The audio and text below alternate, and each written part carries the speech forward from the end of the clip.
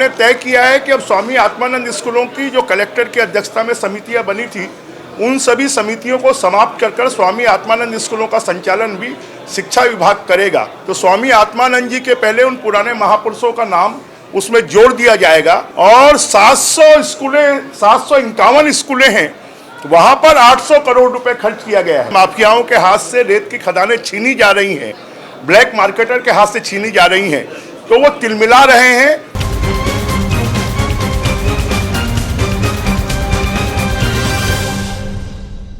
देखिए, स्वामी आत्मानंद जी हमारे प्रदेश के ही नहीं, पूरे देश के बहुत ही सम्माननीय पूजनीय रहे हैं और उनके नाम से जो स्कूलें खोली गई, उन स्कूलों में बच्चों के भविष्य बनाने की बजाय बच्चों के भविष्य को परेशानी में डाल दिया गया और उनको शिक्षा विभाग से अलग कर कलेक्टर के अंडर में दे दिया गया और वहाँ पर अव्यवस्थाएं ज़्यादा हैं। और इसलिए हमने तय किया है कि अब स्वामी आत्मानंद स्कूलों की जो कलेक्टर की अध्यक्षता में समितियां बनी थी, उन सभी समितियों को समाप्त कर स्वामी आत्मानंद स्कूलों का संचालन भी शिक्षा विभाग करेगा। इस प्रकार का हमने निर्णय लिया है। और स्वामी आत्मानंद स्कूल जो पुराने महापुरुषों के नाम से थी, तो स्वामी आत्मानंद जी के पहले उन पुराने महापुरुषों का नाम उसमें जोड़ दिया जाएगा और अगर कोई अनियमितता की शिकायतें प्राप्त होती हैं तो निश्चित रूप से उसकी जांच करवाई जाएगी।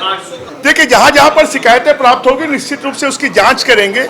800 करोड़ रुपए कम राशि नहीं होती है और 751 स्कूलें हैं, वहाँ पर 800 करोड़ रुपए खर्च किया गया है। और जैसा कि अजय चंद्राकर जी ने कहा कि 4.5 करोड़ रुपए आर.डी. तिवारी स्कूल में खर्च किया गया पुरानी बिल्डिंग में।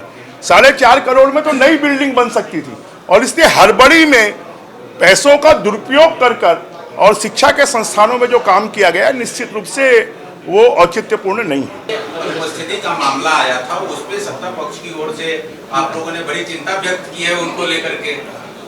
निश्चित रूप से देवेंद्र यादव जी हमारे इस सदन के सदस्य हैं, उन्होंने पूरे 25 दिन की छुट्टी मांगी है।